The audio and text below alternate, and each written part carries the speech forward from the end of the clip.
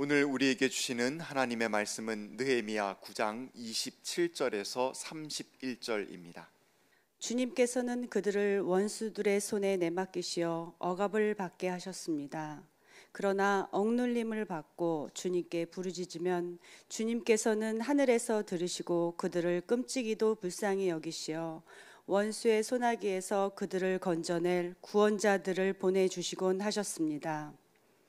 그러나 편안하게 살만 하면 주님께서 보고 계시는데도 또다시 못된 일을 저질렀습니다. 그럴 때에는 주님께서 그들을 원수의 손에 버려두셔서 억눌림을 받게 하셨습니다.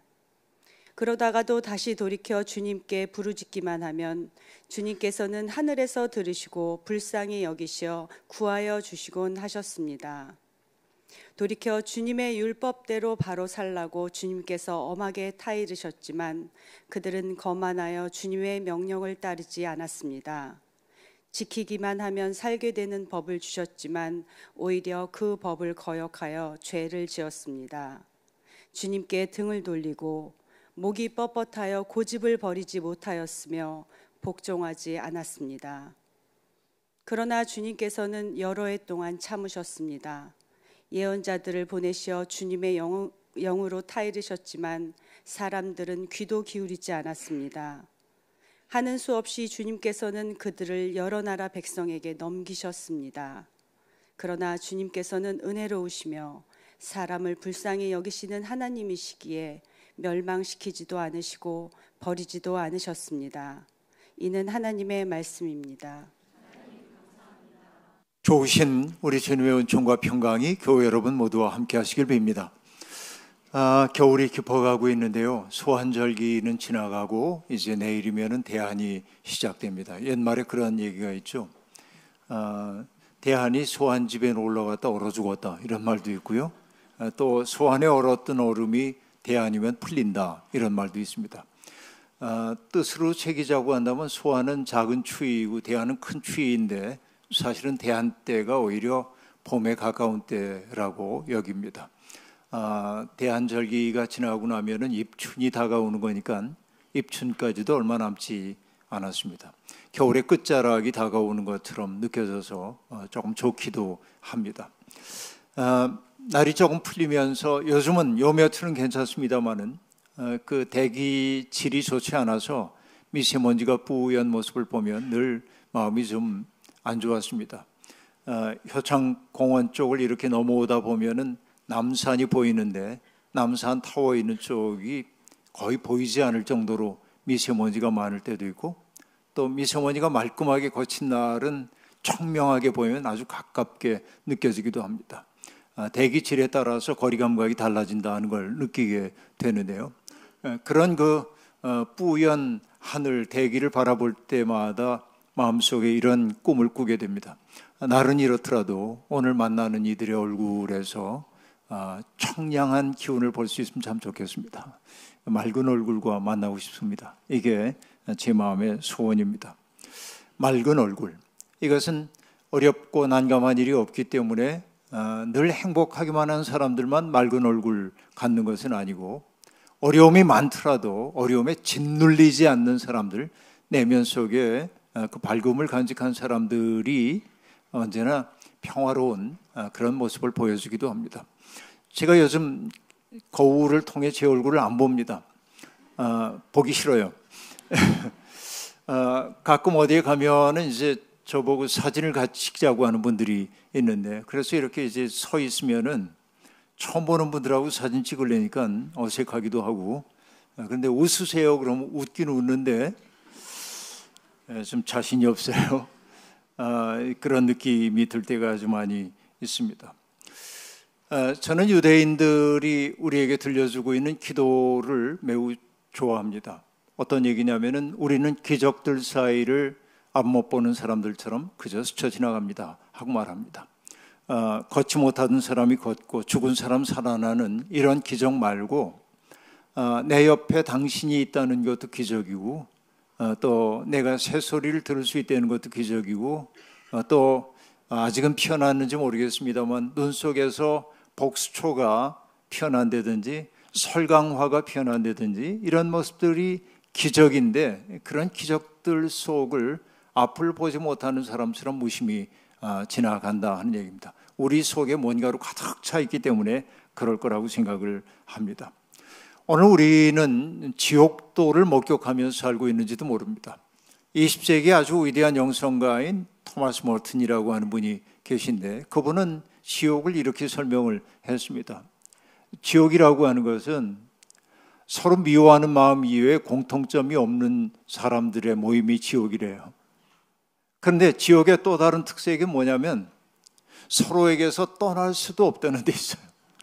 이렇게 내가 떠날 수 있으면 지옥이 아닐 텐데 서로를 미워하는 마음밖에 없는데 떠날 수조차 없어요. 이게 이제 지옥이다.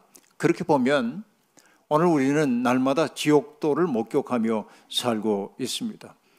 매스컴을 다 끊고 살면 참 좋을 텐데 우리가 눈이 열려 있어서 매스컴을 이렇게 열다 보면 내 마음이 점점 어두워지기도 합니다.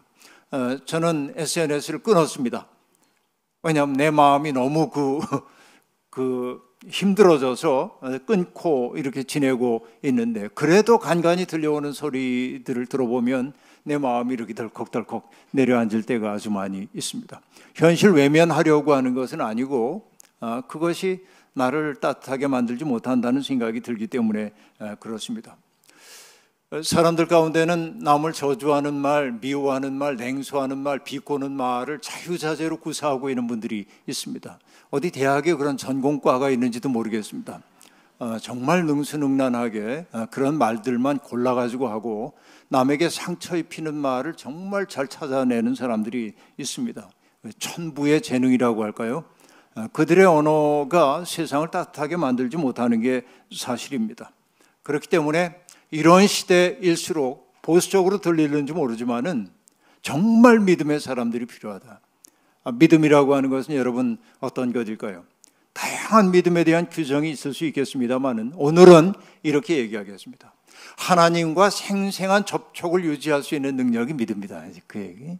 나의 일상의 모든 순간에 하나님이 내 곁에 계시다는 것을 느끼고 하나님과 접촉된 사람으로 살아갈 줄 아는 내적 능력, 이런 것들이 믿음이라고 저는 말하고 싶다 하는 얘기입니다. 그 믿음이 우리에게 있다고 한다면 우리가 살고 있는 역사가 제 아무리 진창 같을지라도 역사의 이면 속에서 역사를 이끌어 가시는 하나님을 신뢰하기 때문에 우리는 낙심할 수도 없고 나태할 수도 없고 게으름에 빠질 수도 없을 것입니다. 또 이 세상의 어떤 어둠도 무력화시킬 수 없는 내적 빛이 내 속에 있다고 한다면 그 빛이 우리 속에 스며들고 있다고 한다면 어떤 어둠을 만나더라도 우리의 마음이 어둠 속으로 끌려 들어가는 일은 없을 거다. 바로 이것이 믿음의 징조이다 하는 생각을 저는 해보는 겁니다. 성경을 가만히 보면은 여러분 성경 이야기는 한마디로 저는 이렇게 얘기해 보기도 합니다. 하나님으로부터 달아나려는 인간과 그 하나님을 찾아오시는 하나님의 추격전이 어쩌면 성경 이야기인지도 모르겠습니다. 하나님과 인간 사이에 어긋난 사랑, 이게 성경 이야기를 가득 채우고 있습니다. 외람되게도 저는 요즘 하나님이 참 딱하다, 이런 표현, 하나님 용서하소서, 하나님이 딱하게 느껴지기도 합니다. 왜냐하면 당신의 사랑에 응답해야 할 백성들이 응답하는 사랑을 보여주지 못하기 때문에 하나님의 사랑은 늘 외롭기 때문에 그러합니다. 그럼에도 불구하고 하나님은 우리를 버리지 않고 우리를 포기하지 않으십니다. 이게 어쩔 수 없는 하나님의 사랑이고 이것이 어쩔 수 없는 하나님의 전능성입니다. 우리가 하나님이 전능하시다고 얘기할 때 그 전능함은 못하실 일이 없다는 뜻이기도 하지만 우리에 대한 사랑을 포기하지 않는 것이 성서가 얘기하는 하나님의 전능입니다. 오늘 우리는 그런 이야기를 느헤미야 이야기를 통해 듣고자 합니다. 아시다시피 여러분, 이스라엘 사람들은 하나님 앞에 많은 죄를 저질렀기 때문에 하나님이 이방 민족을 통해서 그들을 징계하셨죠. 그래서 나라가 망하고 바벨론의 포로로 잡혀가서 70년 가까운 세월을 그들은 천대받으며 이등 시민으로 살 수밖에 없었습니다. 바벨로니아 신바벨론 제국이 멸망하고 새로 세워진 페르시아 제국의 임금인 고레스가 식민 정책을 전환하면서 잡혀와 있던 모든 사람들이 자기의 땅으로 돌아가서 자기들의 종교를 갖고 살아도 된다는 칙령을 내렸고, 그래서 이스라엘 사람들도 원래의 땅으로 돌아오게 되었습니다. 그들이 돌아와 가지고 했던 일은 무엇입니까? 기가 막히죠. 집들은 다 무너져 있고 그렇게 철옹성처럼 든든하게 우리를 지켜줄 거라고 여겼던 성벽들은 다 무너져 있고 참담했습니다. 그러나 그 절망감을 딛고 그들이 해야 할 일들은 무엇이었어요? 무너졌던 담들을 쌓아올리고 인적이 드물어서 풀만 우거져 있는 도로들을 새롭게 만들고 무너졌던 집들을 세우고 사람 살만한 곳으로 만들어야 했습니다. 쉽지 않은 과정이었습니다. 왜냐하면 돌아온 무리들을 따뜻하게 맞이한 것이 아니고 주변에 있는 사람들은 자기들의 기득권을 빼앗길까 무서워서 그들을 모함하고 공격하려 했기 때문에 돌아온 그들이 해야 할 일들은 무엇이었습니까? 한 손에는 자기를 지키기 위해 무기를 들어야 했고 또 한 손에는 삶의 터전을 닫기 위해 연장을 들어야 했죠. 무기와 연장을 들고 지낸다고 하는 것은 곤고하기 이를 데 없는 삶이었습니다. 그러나 온갖 어려움 속에서도 그들은 마침내 성벽 공사를 완료하게 되었고 그리고 성벽의 문까지 달아놓고 그들은 감격했습니다. 감동입니다. 지도자들은 그 백성들에게 수고했다고 시하는 동시에 뭘 합니까? 가족별로 명부를 작성하여서 가족 등록을 하도록 시켰습니다. 이제 나라의 기틀이 하나둘 만들어지기 시작하는 겁니다. 그렇게 했지만 그들에게 정작 필요한 것이 하나 더 있었습니다. 그게 뭘까요?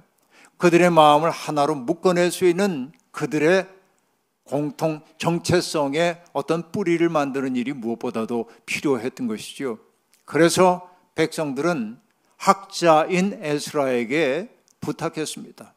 율법을 가져와서 낭독해 달라는 것이었습니다. 그래서 학자 에스라는 높이 만들어진 단 위에 섰습니다. 수문 앞 광장이라고 하는 곳에 남녀노소 할 것 없이 모든 백성들이 모여들었습니다. 그 백성들 사이에 곳곳에 레위 사람들을 배치시켜 놓았습니다. 그리고 마침내 학자 에스라가 율법책을 펼칠 때 자리에 앉아있던 백성들은 전부 일어났습니다. 하나님의 말씀을 경청하기 위해서. 그리고 낭낭한 목소리로 에스라가 성경을 낭독하면 그 소리를 사람들은 경청했습니다. 뜻을 이해하기 어려웠습니다. 너무나 오랫동안 말씀과 떨어져 살았기 때문에 그렇습니다. 회중 사이에 배치되어 있던 레위 사람들이 지금 낭독된 말씀의 뜻이 무엇인지를 사람들에게 하나둘 알려주기 시작했습니다. 하나님의 말씀이 점점 느껴지기 시작했습니다. 자기들을 향한 하나님의 사랑이 얼마나 깊은지를 그들이 느끼기 시작했습니다. 그러자 자기들의 모습이 부끄러워지기 시작했습니다. 욕망의 벌판을 달려가다가 결국은 망할 수밖에 없었던 자기들의 처지가 떠올라 그들은 웁니다. 그때 이스라엘의 지도자들이 그들에게 했던 말은 뭡니까? 오늘은 여호와의 성일이니 울지 마십시오. 여러분 기뻐하고 즐거워해야 합니다. 라고 그들을 위로해 주었습니다. 그 눈물 그리고 지도자들의 위로가 그 백성을 하나로 엮어주고 있었음이 분명합니다. 물론 더 근원적으로는 낭독되었던 하나님의 말씀이 그러했다고 얘기를 해야겠죠. 그리고 그들은 성경을 읽다 보니까 초막절이라고 하는 명절이 있다는 것을 뒤늦게 깨닫게 됩니다. 초막절이란 어떤 것입니까? 가을 축제로서 가을것이 끝낸 다음에 하는 축제이긴 하지만은 이스라엘 역사 전통 속에서 보자고 한다면 우리들의 삶에 그 뿌리를 잊지 말자고 하는 절기 아닙니까? 애굽을 탈출해 나와서 광야에서 40년을 보내면서 정말 초막을 짓고 머물다가 구름 기둥과 불 기둥이 이끄는 대로 움직여갈 수밖에 없었던 그들의 신산스러웠던 과거를 회상하라고 하는 것. 오늘 내가 풍족한 삶을 누리고 있다 할지라도 너희의 삶의 뿌리가 어디에 있었는지를 잊지 말자고 하는 것이 초막절 절기인데 그 초막절 절기를 다 마칠 때 레위인들이 서서 백성들 앞에서 하나님을 찬미하는 기도의 노래를 불렀습니다. 그들은 하나님을 찬양한 노래를 부르는 동시에 그리고 자기들의 죄를 하나님 앞에서 참회했습니다. 이 레위 사람들의 노래에 담겨 있는 것이 이스라엘의 역사입니다. 바로 이것이 구원사입니다. 하나님의 구원 이야기를 레위인들은 기도 시를 통해 고백했습니다. 하나님이 아브라함을 부르시고 어떻게 그를 믿음의 조상으로 삼으셨는지, 그리고 그들이 애굽에서 시련을 겪을 때 어떻게 개입해 구원해 주셨는지, 광야를 지날 때 어떻게 만나와 메추라기를 먹여주셨는지, 홍해 앞에서 어찌할 바를 모를 때 하나님이 홍해를 어떻게 가르셨는지, 물이 없었을 때 반석에서 물이 나와 마시게 하신 일이라든지, 그 구원사의 이야기를 쭉 들려주기 시작합니다. 그리고 정말 부끄러운 이야기도 하는 거죠. 모세가 산 위에 올라가서 오랫동안 내려오지 않자 두려움을 느낀 백성들이 아론을 채근해서 금송아지를 만들 것을 요구했고, 그 앞에서 먹고 마시며 뛰놀았던 부끄러운 과거도 다 가감없이 돌이켜 보았습니다. 그리고 레위인들은 노래합니다. 하나님은 그 백성에게 염증을 느끼셨다. 이 백성들과 함께하지 않겠다, 염증을 느끼셨다. 그러나 노래는 계속됩니다. 그럼에도 불구하고 주님은 그들을 버리지 않으셨다. 염증을 느꼈지만 버리지 않으셨다. 오히려 버려야 마땅한 그들을 구름기둥, 불기둥으로 인도하시고, 먹을 것이 없을 때 만나 내려주시고, 마실 것 없을 때 반석에서 물이 솟아나오도록 해서 마시게 해주었다는 겁니다. 이것이 광야 생활입니다. 그러나 약속의 땅에 들어가면서 모든 것이 변해버리고 말았습니다. 많은 것을 누리고 살면서 그들의 마음이 하나님으로부터 영 멀어졌기 때문에 그렇습니다. 느헤미야에서 등장하는 레위인의 노래는 이렇게 얘기합니다. 그들은 먹고 만족하게 생각했으며 살이 쪘습니다. 여러분, 이거 좋은 거죠. 복지국가가 실현된 것처럼 보입니다. 자, 먹을 수 있었습니다. 만족했습니다. 그리고 살이 쪘습니다. 주님께서 주신 그 큰 복을 한껏 누렸습니다. 복받은 삶입니다. 근데 왠지 불길해요. 이렇게 앞에서 얘기하면 여러분 모든 게 잘 된다 그러면은 불길합니다. 아닌 게 아니라 그 뒤에 이렇게 얘기합니다. 그런데도 먹었고, 그리고 만족하게 생각했고, 살이 쪘고, 큰 복을 누렸어요. 그런데도 그 다음에 나오는 얘기는 뭘까요? 그들은 순종하지 않고 주님께 반역하였으며 주님께서 주신 율법을 등졌습니다.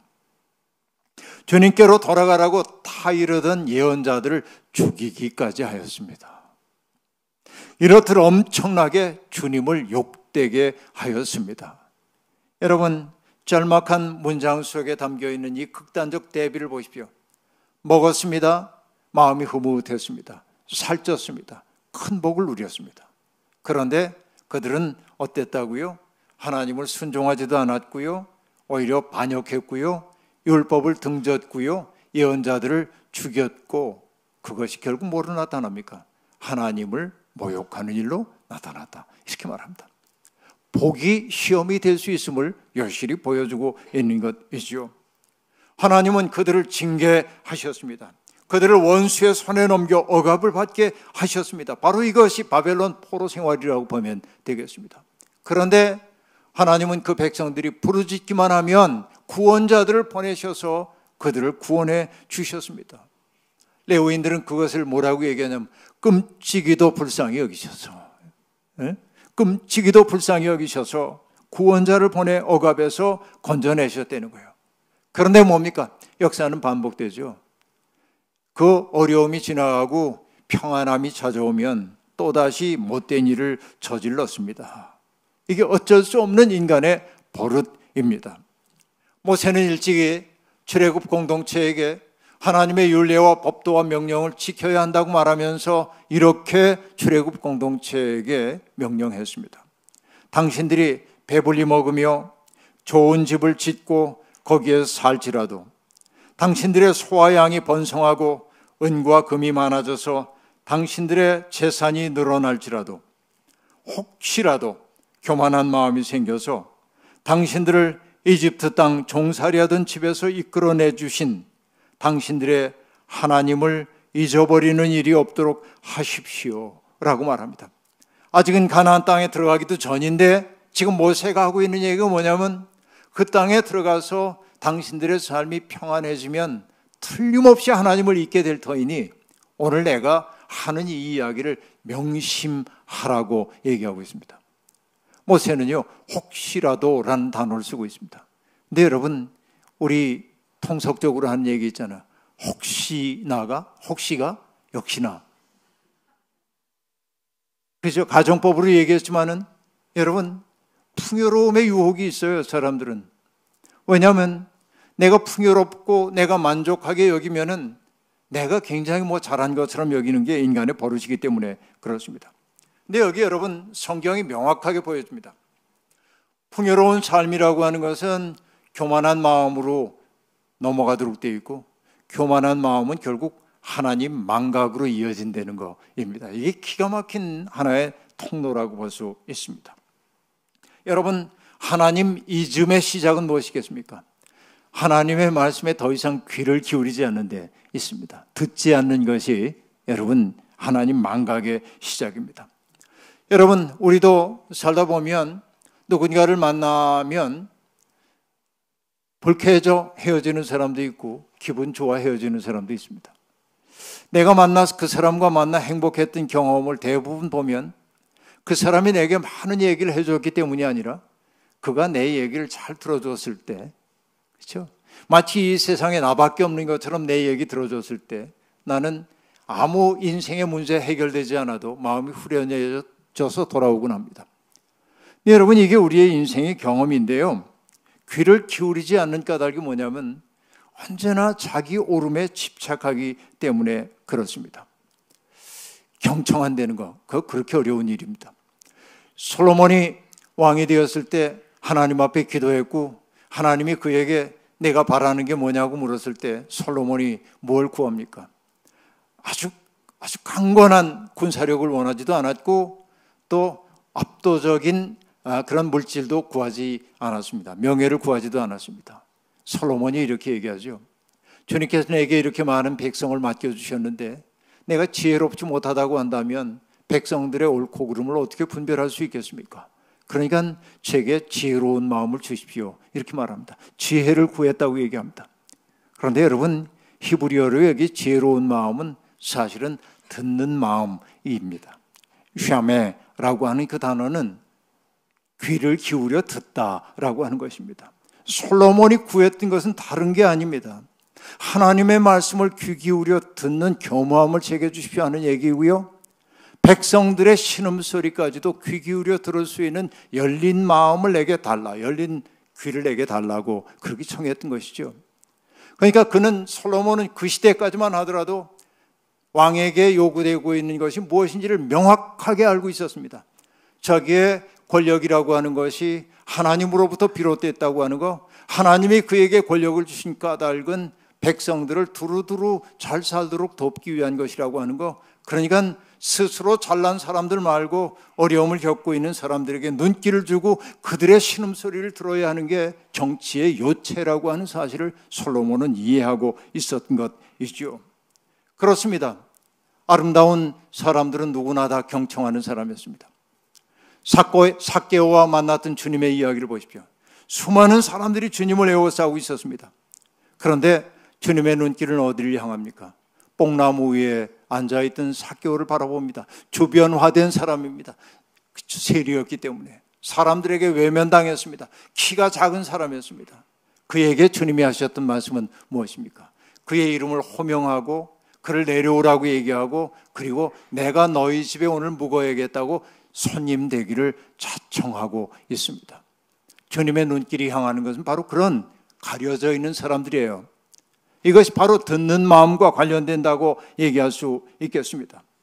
주님은 또한 죄인이라고 규정된 사람들의 숨겨진 울음소리를 들으시고 거기에 응답했습니다. 지혜로운 사람은 그래서 입을 다물고 듣는 일에 열중하고 있습니다. 여러분, 그 학자들의 용어 가운데 이런 얘기 들어보셨나요? 더닝크루거 이펙트란 말 들어보셨나요? 더닝과 크루거라고 하는 학자들이 연구한 것인데요. 더닝크루거 이펙트라는 게 뭐냐면 능력이 없는 사람이 자기를 실제보다 높이 평가해가지고 스스로의 오류를 알지 못하는 현상을 더닝크루거 이펙트라고 그래요. 여러분, 이 세상에 정말 이런 사람 많습니다. 자기가 굉장한 줄 알고 있는 사람들이 있습니다. 그들은 늘 가르치려고만 합니다. 누군가에게 들을 생각이 없죠. 이게 여러분 더닝크루거 이펙트입니다. 여러분, 쉐마라고 한 말을 들어보셨습니까? 교회 오래 다니신 분들은 쉐마라는 말을 들어봤을 거예요. 신명기 6장 4절부터 9절까지를 쉐마라고 얘기하는데, 그 쉐마는 이스라엘은 들으십시오 라는 말로 시작됩니다. 들음이에요. 신앙은 들음이라고 얘기할 수 있습니다. 이 쉐마라고 한 말은 아까 얘기했지만은 샤메, 귀를 기울여 듣다라고 하는 것이 2인칭 명령형이에요. 쉐마, 당신들은 들으십시오 라고 하는 얘기입니다. 들어야 돼. 들어야 돼. 이게 중요합니다. 마음에 살찐 사람들은 들을 생각이 없습니다. 여러분, 로마의 남문 저 밖에 나가면은 굉장히 유명한 기독교 유적지가 하나 있습니다. 그게 뭐냐면 트레폰타나라고 하는 것인데, 세계의 샘이라고 하는 유적지입니다. 그게 뭐냐면 바울 사도가 참 수상했던 자리에 세워진 예배당입니다. 바울의 목이 도끼에 의해 잘려졌을 때 그 목이 3번을 튀었다고 하는 기독교 전설이 있는데, 바울의 목이 떨어졌던 자리에서 샘이 솟아나왔다, 3군데가. 그래서 트레폰타나, 세계의 샘이라는 뜻입니다. 거기에 예배당이 세워져 있는데, 그 예배당의 경내에 들어가기 전에 딱 입구에 베네딕토 성인의 상이 이렇게 서 있습니다. 근데 이제 세속적 공간에서 거룩한 공간으로 자리를 이동하는 거예요. 거기에 베네딕토 성인이 이렇게 서서 어떤 모습으로 하고 있냐면 검지를 세워서 입에다 대고 있습니다. 어떤 얘기입니까? 여긴 거룩한 곳이니까 입 다무세요, 그런 얘기가 아니고, 진리를 사모하는 사람들이 맨 먼저 해야 되는 게 뭐냐면 입 다무는 거예요. 자기를 침묵시켜야 돼. 그래야 들을 수 있기 때문에 그렇다 하는 얘기입니다. 여러분, 들음이 신앙의 출발점입니다. 그러나 여러분, 오늘 레위인들이 말합니다. 주님은 예언자들을 보내셔서 백성들을 다 일렀지만은 그들은 듣지 않았다, 이렇게 말합니다. 이것이 하나님의 모독으로 이어졌음을 알 수 있습니다. 하나님은 듣지 않은 그 백성을 이방 민족에게 넘겨주셔서 징계하게 하셨지만 끝끝내 그들을 버리지는 않으셨습니다. 왜? 어쩔 수 없는 주님의 사랑 때문에 그러했습니다. 느헤미야 9장 31절에 이렇게 얘기합니다. 그러나 주님께서는 은혜로우시며 사람을 불쌍히 여기시는 하나님이시기에 그들을 끔찍이도 불쌍히 여기셔서 멸망시키지도 않으시고 버리지도 않으셨습니다. 여러분, 이 한 구절이 우리 역사의 신비입니다. 오늘 우리가 망하지 않은 것은 우리 덕분이 아니에요. 우리를 버리지 아니하시는 하나님의 사랑 덕분이에요. 성경에 보면 하나님의 사랑을 나타내는 단어가 2가지가 대표적인 게 등장하는데, 하나는 긍휼이라고 번역되는 긍휼, 자비라고 번역되는 라햄이라는 단어입니다. 라햄 혹은 라훔이라고 말하는데, 이 단어는 제가 여러 차례 얘기했죠. 새로운 생명이 잉태되는 공간으로서의 자궁을 뜻하는 말이기도 합니다. 자기 속에 들어온 새로운 생명의 씨앗을 정말 여인들은 끔찍한 사랑으로 아이를 돌보지요. 그리고 죽음의 위협을 무릅쓰고 출산합니다. 그리고 그 아이를 탯줄이 끊어진 이후에도 극진한 사랑으로 돌봅니다. 그 사랑이 라햄, 긍휼력이에요.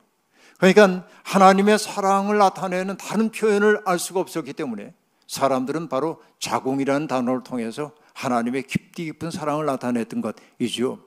그런데 하나님의 사랑을 나타내는 또 다른 단어 하나가 있는데, 그게 뭐냐면 성경에는 인자하심으로 주로 번역됐어요. 오늘 우리가 교독을 통해서 읽었던 시편 118편에도 주님의 선하심과 인자하심을 이렇게 얘기하죠. 그 인자함입니다. 이것은 헤세드라고 하는 단어인데, 이 헤세드는 언제나 주님과 그 백성 사이에 맺어진 언약과 함께 등장하는 대목입니다. 하나님은 당신과 언약을 맺은 그 백성들을 끝없이 사랑하십니다. 언약 그 자체가 사랑은 아닌데 그 언약을 가능하게 하는 것이 하나님의 사랑임을 보여주고 있다 하는 얘기입니다. 그런데 그 헤세드로서의 사랑은 한마디로 얘기하면 뭐냐면 넘치는 사랑, 과도한 사랑입니다. 어떤 얘기일까요? 언약의 한쪽 파트너가 신실하지 못할 때 언약을 해지해 버리는 게 아니라 그는 내게 신실하지 않았다 할지라도 나는 언약을 맺었기에 끝없이 신실하기로 작정한 것이 하나님의 헤세드예요. 그러니까 우리의 언약을 유지시키는 것은 나의 신실함이 아니라 하나님의 전적인 사랑 때문임을 성경은 끝없이 표현하고 있다 하는 얘기입니다. 그러니까 다른 쪽 파트너가 충실하지 못할 때도 유지되는 사랑이 헤세드예요. 상황이 변해도 철회되지 않는 하나님의 사랑입니다. 달리 얘기하면 헤세드로서의 사랑은 받는 사람의 자격과 상관없이 주시는 분의 따뜻함 때문에 생기는 사랑이 바로 헤세드입니다. 이 헤세드라고 하는 것, 이 사랑은 자식을 향한 부모의 사랑과도 닮아 있습니다. 여러분, 내 자식이 아주 잘 나가고 자랑스러울 때 사람들 앞에 나는 자랑스럽죠. 누군가가 내 자식 칭찬하면 행복합니다. 기쁩니다. 그런데 사람들이 다 내 자식 욕하고 몹쓸 놈이라고 그러고 저런 놈이 왜 세상에 태어났는지 몰라 그럴 때 부모는 글쎄 말이야 그렇게 얘기하면 안 돼요. 부모는 그래도 그 사랑, 그 자식, 못난 저 자식 때문에 내 마음 아프잖아요. 그렇죠. 버리지 않는 거잖아요. 이게 헤세드입니다. 넘치는 사랑이에요. 그 넘치는 하나님의 사랑의 역사를 지탱하고 있다고 성경은 끝없이 얘기하고 있습니다. 그래서 여러분, 사랑이야말로 우주의 기초라고 시편 89편은 노래합니다. 참으로 내가 말하겠습니다. 주님의 사랑은 영원토록 굳게 서 있을 것이요 주님께서는 주님의 신실하심을 하늘에 견고하게 세워두실 것입니다. 주님의 사랑이 우주의 기초라는 거예요. 하나님의 신실하심이 세상을 지탱하고 있는 든든한 기둥이라는 거예요. 여러분, 바로 이것을 우리는 자꾸만 명심해야 돼요. 백성의 지도자들은 이제는 그 하나님의 사랑을 상기시키면서 얘기합니다. 지금까지 우리가 많은 시련과 환난을 겪어왔던 것은 당신들이 의심하는 대로 하나님이 무정하거나 무능하기 때문이 아니라 백성들의 죄 때문이고 하나님의 신실하심을 배신했던 우리들이 받아 마땅한 죄를 저질렀기 때문임을 이제는 인정합시다. 주님이 다 이루시는 말씀을 귀 기울여 듣지도 않았고 큰 복을 누리면서 악한 길에서 돌이키지 않은 결과가 바로 이방 민족에게 종살이하는 결과로 귀착되었다고 말하면서 이제 우리 그 크신 하나님 앞에 나아가 새로운 언약을 맺자는 거예요. 우리가 잃어버렸던 나의 정체성을 이제는 알았으니 하나님 앞에 새 삶을 다짐하자는 거예요. 그래서 이스라엘 백성 수문앞 광장에 모여있던 사람들은 다 저마다 이름을 적고 언약 갱신서에 서명을 했습니다. 이게 뭐냐면 아름다운 언약 갱신이 이루어진 거예요. 여러분, 우리의 삶이 곤고하고 어둡습니다. 희망이 없는 것처럼 보이기도 합니다. 토초에서 전쟁의 소문이 들려옵니다. 바로 이러할 때 우리가 잊지 말아야 될 것은 세상의 기초는 하나님의 헤세드이고 하나님의 믿어오심이 세상의 기초라는 사실 말이죠. 다시 한번 우리가 돌아봐야 할 것은 우리의 삶이 풍족해지면서 살만 찐 게 아니라 우리의 마음에도 살이 찌진 않았는지, 우리의 마음이 교만으로 흘러가고 있지 않은지 돌아봐야 합니다. 그리고 우리는 아프게 자각해야 합니다. 평안함이 때로는 하나님 망각으로 귀착된다는 사실을 말입니다. 자기를 자꾸 돌아보고 근본을 사고하는 이들이 늘어나야 세상에 혼돈이 줄어듭니다. 때때로 하나님이 우리를 부르신 그 길, 예수님이 우리를 이끌어 가시는 그 길로 갈 때 나 홀로인 것 같아 외로울 때도 있습니다. 그러나 교만하지 마십시오. 주님은 엘리야에게 말씀하셨습니다. 남은 것은 나밖에 없습니다. 주님이 뭐라 하셨습니까? 바알에게 무릎 꿇지 않은 선지자 7천을 남겨뒀다라고 말합니다. 우리는 홀로가 아닙니다. 동료가 있습니다. 세상 도처에 흩어져 있을 뿐입니다. 그리고 게다가 뭡니까? 넘치는 사랑으로 우리를 붙들고 계신 하나님의 사랑이 우리와 함께 있습니다. 이것이 우리의 희망의 뿌리인 것입니다. 주님은 우리가 평화의 씨를 뿌려 정의의 열매를 거두는 사람이 되라고, 정의의 씨앗을 뿌려 사랑의 열매를 거두는 사람이 되라고 불러주셨습니다. 고단한 일처럼 보이지만 그 일처럼 행복한 일이 없습니다. 우리가 이 어두운 세상을 밝히는 일에 초대받았던 것처럼 큰 기적이 어디에 있을까요? 오늘과 내일 우리의 삶을 통해서 하나님의 넘치는 사랑이 우리를 통해 세상으로 흘러갈 수 있기를 주님의 이름으로 축원합니다. 아멘. 주신 말씀 기억하며 거듭의 기도 드리겠습니다. 하나님, 부족한 종들을 오늘도 불러주셔서 하나님의 말씀의 거울 앞에 비추어 우리의 인생을 돌아보게 해주시니 감사합니다.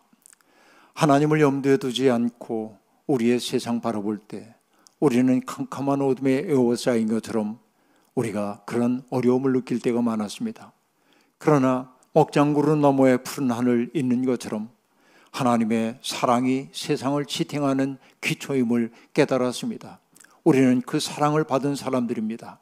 우리 속에 그 사랑 그저 머물게만 하지 말게 도와주시고 우리를 통하여 하나님의 끝없는 사랑이 이웃들에게 흘러가게 도와주셔서 우리를 통하여 어두운 세상이 밝아지는 역사 나타나게 하시옵소서. 예수님의 이름으로 기도하옵나이다. 아멘.